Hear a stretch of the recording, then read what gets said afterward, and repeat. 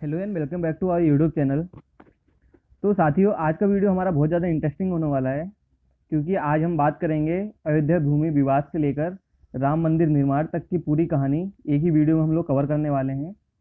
तो कृपया करके वीडियो पूरी देखिएगा। तो चलिए स्टार्ट करते हैं हम लोग आज का वीडियो। तो साथियों, जो ये बात स्टार्ट होती है तो आज से लगभग 491 साल पहले की बात है कि आपने बाबर का नाम तो सुना ही होगा, जो पहला मुगल शासक था। तो उन्हीं के दरबार में एक सिपा सलाहकार था जिसका नाम था मीर बाकी। तो उन्होंने क्या करा है, एक मस्जिद का निर्माण कराया। कहाँ पे? अयोध्या में। तो 528 एडी के आसपास उन्होंने एक मस्जिद का निर्माण करवाया। तो तो उसी दिन से इस विवाद की नींव पड़ जाती है। और 1853 के आसपास एक बहुत ही दुखद घटना घटती है। तो क्या होता है कि अयोध्या में 1853 में दंगे स्टार्ट हो जाते हैं। तो जहाँ पे लगभग 75 लोग के आसपास मारे जाते हैं। और इसके बाद जो ब्रिटिश शासन हो गया था उस टाइम अपने भारत में, तो वो क्या करते हैं कि जो विवादित जगह रहती है तो वहाँ आसपास वो बाढ़ लगा देते हैं। बाढ़ आपने देखा होगा, मतलब कुछ वहाँ पे आसपास प्रतिबंध लगा देते हैं, और जो अपने हिंदू हैं, हिंदू और मुस्लिम को अलग अलग जगह दे देते हैं पूजा के लिए। तो इसके बाद यह मामला और गर्माता है। और उसके बाद 1885 में यह जो मैटर है तो वो सबसे पहले कोर्ट में जाता है। तो कोर्ट में जब निर्मोही अखाड़े का रहते हैं एक महंत रघुवर दास, तो उन्होंने क्या करते हैं, फैजाबाद की एक जिला अदालत में एक याचिका दायर कर देते हैं।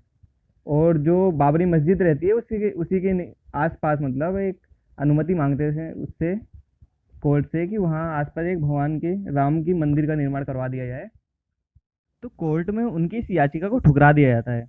जिसके बाद जो है मामला है तो यह और ज़्यादा गड़बड़ा जाता है, और ये धीरे धीरे और ज़्यादा बढ़ता चला जाता है। इसके बाद क्या होता है, जो यह मामला है इसमें एक नया मोड़ आता है 22 या 23 दिसंबर 1949 के आसपास।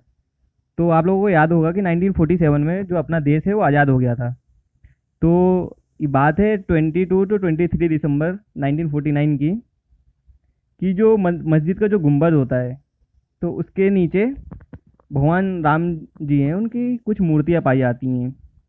तो जब हिंदू हैं तो वो क्या कहते हैं कि जो भगवान राम हैं वह इसी गुंबद के नीचे प्रकट हुए हैं, क्योंकि वह इनका जन्म स्थान है। हिंदू का ऐसा मानना था कि जो जगह है वहाँ भगवान राम का जन्म हुआ था, तो इसी कारण वहाँ पे भगवान राम प्रकट हो गए हैं। तो फिर जो वहाँ की गवर्नमेंट रहती है उस समय की, तो वो क्या करते हैं कि कहीं दोबारा अचानक दंगे वंगे ना हो जाएं, तो इस डर से क्या करते हैं, जो विवादित स्थल रहता है वहाँ की जो मस्जिद है तो वहाँ पे ताला लगवा देते हैं।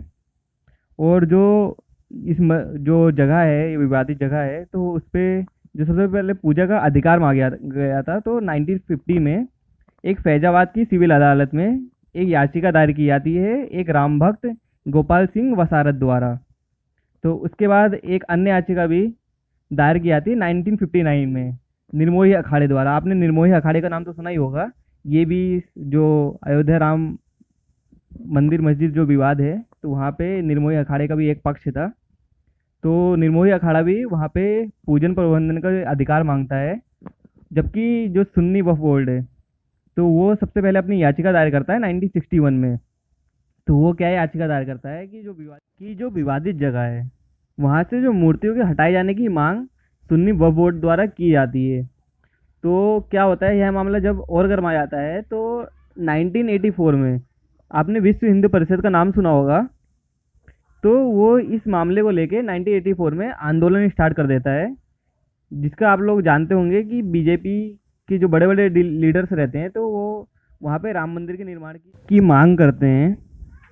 और फाइनली जो फैजाबाद की जो जिला अदालत है तो 1 फरवरी 1986 को वहाँ पे जो विवादित जगह है तो वहाँ पे फाइनली हिंदुओं को प्रवेश की अनुमति दे देते हैं तथा पूजा करने की अनुमति इनके द्वारा प्रदान कर दी जाती है। तो इससे क्या होता है कि पूरे देश में जो माहौल है तो वो काफ़ी गर्मा जाता है और तनाव की स्थिति उत्पन्न हो जाती है। तो इसी टाइम पे बाबरी मस्जिद एक्शन कमेटी का गठन हुआ था। तो फिर यह जो मामला है तो है जिला अदालत से ट्रांसफ़र किया था हाई कोर्ट में, इलाहाबाद हाई कोर्ट में। 10 जुलाई 1989 को यह मामला है तो वह स्थानांतरित कर दिया जाता है। उसके बाद आप लोगों को याद होगा कि जो उस समय सरकार थी तो वो कांग्रेस की थी और अपने देश के प्रधानमंत्री थे राजीव गांधी। तो 1989 का जो इलेक्शन होता है तो उसमें राजीव गांधी जी हार जाते हैं, क्योंकि उस समय एक भूपोर घोटाला हुआ था, आप लोगों को याद होगा। तो उससे क्या होता है, जो कांग्रेस की छवि खराब हो जाती है, तथा उन्हीं के पार्टी के एक लीडर रहते हैं बीपी सिंह, वो इस्तीफा दे देते हैं और अलग पार्टी बना के नेशनल फ्रंट नाम की एक पार्टी बनाते हैं। तो उस पार्टी को बना के वह इलेक्शन जीत जाते हैं तथा देश के प्रधानमंत्री बन जाते हैं। और जो विश्वनाथ प्रताप सिंह है, तो उनकी सरकार जो रहती है तो वो काफ़ी अनोखी टाइप की सरकार रहती है। उसमें गठबंधन में कई सारी पार्टियां रहती हैं, तो जिसमें कि बीजेपी का भी एक बहुत बड़ा योगदान होता है। तो उस समय जो बीजेपी के उस समय के जो अध्यक्ष थे तो थे लाल कृष्ण आडवाणी। तो लाल कृष्ण आडवाणी क्या करते हैं, जो मंदिर निर्माण का जो पक्ष रहता है अपना, तो उस पक्ष को विकसित करने के लिए तथा एक माहौल विकसित करने के लिए देश भर में वो 1990 में एक रथ यात्रा प्रारंभ करते हैं 25 सितंबर को। तो इस रथ यात्रा को कहाँ से आना था, सोमनाथ से अयोध्या तक जाना था। आप लोगों को स्क्रीन पे रथ यात्रा दिख रही होगी, कुछ इस प्रकार का व्हीकल था। तो इस पे ये रथ यात्रा पूरी होनी थी तथा इसे 30 अक्टूबर 1990 को अयोध्या पहुंचना था। तो इसकी इनकी जो रथ यात्रा है जहाँ जहाँ से गुजरती है वहाँ पे क्या होता है, कई सारे दंगे स्टार्ट हो जाते हैं, मतलब कई सारे सांप्रदायिक दंगे हो जाते हैं, क्योंकि कुछ लोग मंदिर के पक्ष में रहते हैं, कुछ लोग मस्जिद के पक्ष होते हैं, जिसके कारण काफ़ी माहौल ख़राब हो जाता है देश का। तो 23 अक्टूबर को क्या होता है, इनकी जो रथ यात्रा है ख़त्म होने से पहले ही जो लालू प्रसाद यादव की जो सरकार रहती है, तो वो उनको लालू प्रसाद यादव गिरफ्तार करवा देते हैं 23 अक्टूबर को। इसके बाद जब उन लालू प्रसाद यादव ने इनको गिरफ्तार करवा दिया, तो जो वीपी सिंह की जो सरकार थी वो गठबंधन की सरकार थी, जिसमें मैंने बताया था कि बीजेपी का उसमें बहुत बड़ा हाथ होता था। जब उनके मेन लीडर को आप गिरफ्तार करवा दोगे तो उससे क्या होता है कि जो बीजेपी है वो अपने गठबंधन की सरकार से अपनी पार्टी को बाहर खींच लेती है तथा जो विश्वनाथ प्रताप सिंह की जो सरकार है वो गिर जाती है। तो जब ये सरकार गिर जाती है तथा विश्वनाथ प्रताप सिंह के ही एक सरकार के एक नेता रहते हैं चंद्रशेखर। तो चंद्रशेखर जी, उनका भी बारे में आपने सुना होगा, वो भी काफ़ी अच्छे नेता थे। तो वो क्या करते हैं कि जो इन्हीं की सरकार में रहते हैं वो, तो उनका भी एक अलग गुट रहता है, तो वो अपने गुट को लेके जो कांग्रेस रहती है उसके साथ सरकार बना लेते हैं तथा देश के प्रधानमंत्री बन जाते हैं। तो इनकी सरकार भी ज़्यादा दिनों तक नहीं टिक पाती है। कुछ ही दिनों में जो चंद्रशेखर की सरकार को जो कांग्रेस समर्थन रहता है तो वो वापस ले लेती है। कांग्रेस अपना समर्थन जब वापस ले लेती है तो चंद्रशेखर की जो सरकार रहती है वो गिर जाती है। तो उसके बाद क्या होता है, 1991 में जो राजीव गांधी जी हैं उनकी हत्या कर दी जाती है लिट्टे द्वारा। आप लोगों को तो पता ही होगा ये।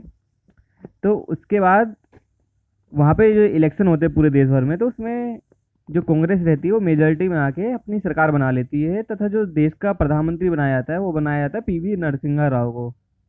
तो जब नरसिम्हा राव जब देश के प्रधानमंत्री बन जाते हैं तो उस समय जो यूपी की गवर्नमेंट रहती है, तो यूपी में भी इलेक्शन हुए रहते हैं, तो वहाँ पे बीजेपी पहली बार मेजॉरिटी में आके एक वहाँ के काफ़ी बड़े नेता रहते हैं कल्याण सिंह, तो कल्याण सिंह को वहाँ का मुख्यमंत्री बना दिया जाता है।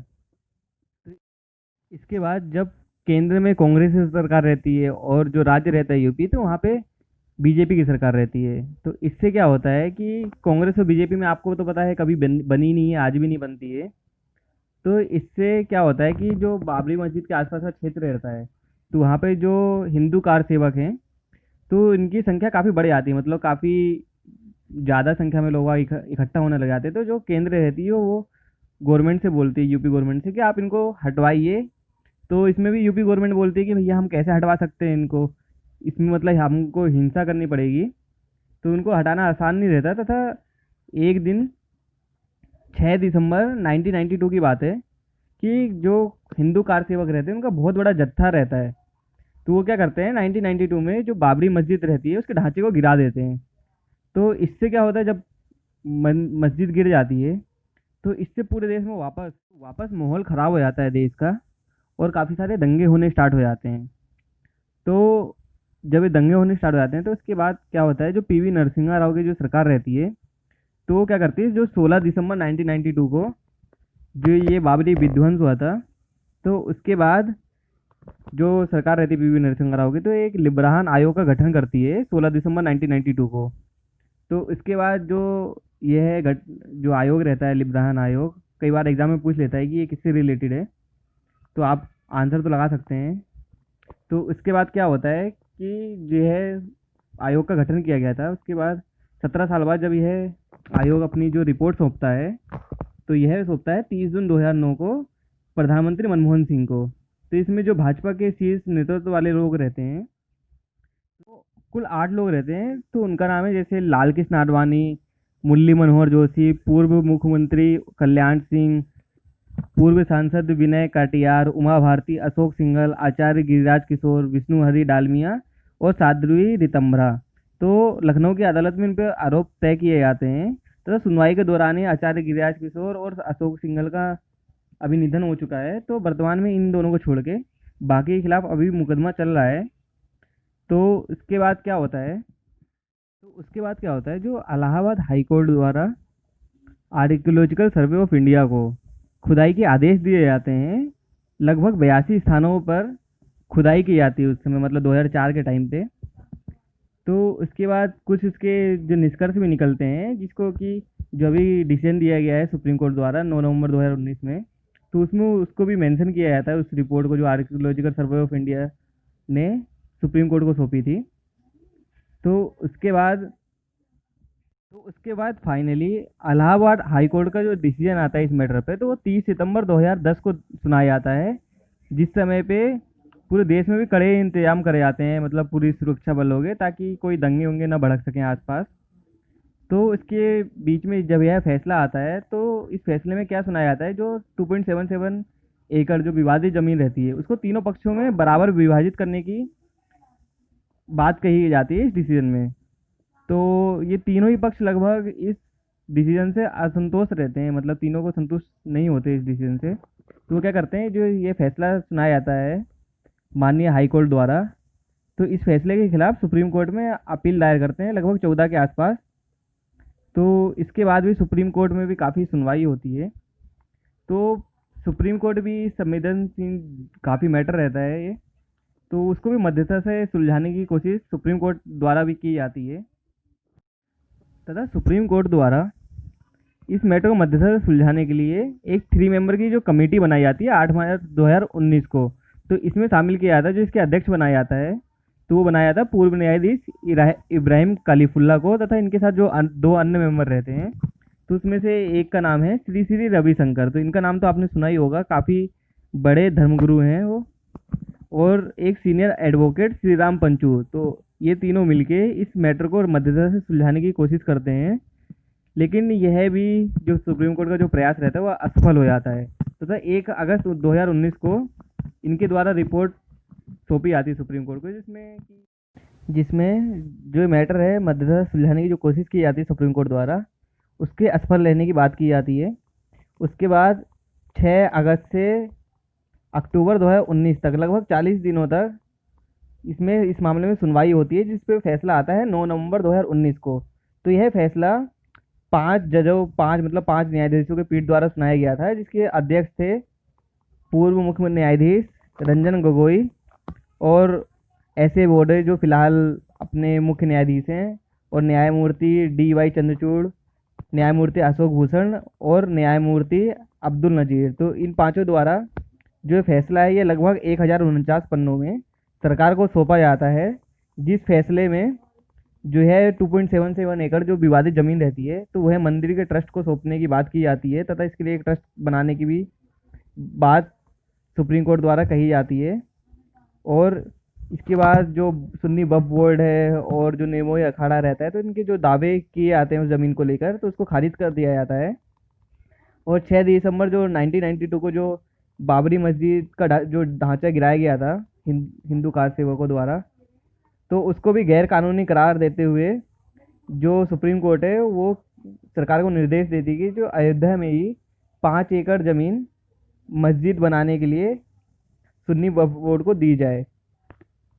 तो जब फाइनली ये डिसीजन आ जाता है, तो इसके लिए मंदिर निर्माण के लिए एक ट्रस्ट बनाया जाता है, जिसमें तो इस ट्रस्ट में 9 स्थायी तथा 6 पदेन सदस्यों को शामिल किया जाता है, जिसके जो अध्यक्ष बनाया जाता है तो वो बनाया जाता है सुप्रीम कोर्ट के वरिष्ठ वकील पराशरन, जो अब लगभग 92 ईयर ओल्ड हैं। तो उन्होंने काफ़ी दिनों तक ये केस रामलला विराजमान और की ओर से लड़ा था, जो कि काफ़ी जाने माने सुप्रीम कोर्ट के वकील हैं। इन्होंने राम सेतु समुद्रम परियोजना पर भी ये केस लड़ चुके हैं तथा इनको पद्म भूषण, पद्म विभूषण जैसे पुरस्कारों से भी इनको सम्मानित किया जा चुका है। तो जो 9 स्थायी सदस्य हैं तो उनके नाम है के पराशरन, जिनके बारे में अभी हमने बात करी।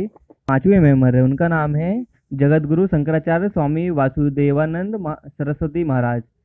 तो जो बद्रीनाथ में स्थित जो ज्योतिष पीठ है तो वहाँ के शंकराचार्य हैं। उनके बाद जो तीसरे मेंबर है उनका नाम है जगत गुरु माधवाचार्य स्वामी विश्व प्रसन्न तीर्थ जी महाराज। तो जो कर्नाटक में एक उडुपी शहर है तो वहाँ पे पेजवर मठ है जो, तो वहाँ पे के ये 33वें पीठाधीश हैं। उसके बाद जो इसके फोर्थ मेंबर है तो उनका नाम है युग पुरुष परमानंद जी महाराज। तो हरिद्वार के जो प्रमुख वेदांत हैं तो 150 से ज़्यादा किताबें उन्होंने पब्लिश की हैं। उसके अलावा जो यूएन में आध्यात्मिक जो नेताओं का जो सम्मेलन होता है तो उसको भी इन्होंने संबोधित किया है। और जो 5वें मेंबर हैं इनके तो उनका नाम है स्वामी गोविंद गिरी जी महाराज। तो महाराष्ट्र के अहमदनगर में 1950 में इनका जन्म हुआ था और रामायण, महाभारत, श्रीमद् भगवद गीता और अन्य पौराणिक ग्रंथों का ये देश विदेश में प्रचलन करते हैं तथा प्रवचन करते हैं। और इसके बाद जो 6ठे मेंबर है उनका नाम है विमलेश मोहन प्रताप मिश्र। तो ये अयोध्या राज परिवार के वंशज हैं। और जो 7वें मेंबर है उनका नाम है श्री कमेश्वर चौपाल। तो जो अयोध्या आंदोलन से काफ़ी दिनों तक कार सेवक के तौर पर जुड़े रहे थे। और जो 1989 में जो राम मंदिर शिलान्यास की जो पहली ईंट रखी गई थी वो भी इन्हीं के द्वारा रखी गई थी। जो 8वें मेंबर है उनका नाम है महेंद्र दिनेश दास। तो ये जो निर्मोही अखाड़ा है तो महेंद्र दिनेश दास उसके प्रमुख हैं। जो 9वें मेंबर है उनका नाम है डॉक्टर अनिल मिश्र। तो ये होम्योपैथिक डॉक्टर हैं।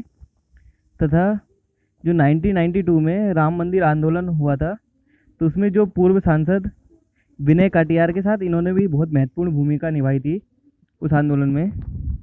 तो जो अब अपना अयोध्या राम मंदिर है तो कहा जा रहा है कि ये लगभग 2023 तक कंप्लीट हो जाएगा, जो कि विश्व का तीसरा सबसे बड़ा मंदिर होगा, ऐसे भी बात की जा रही है। इसका जो अनुष्ठान है वो 3 अगस्त से प्रारंभ हो जाएगा और जो 5 अगस्त को भूमि पूजन करा जाएगा।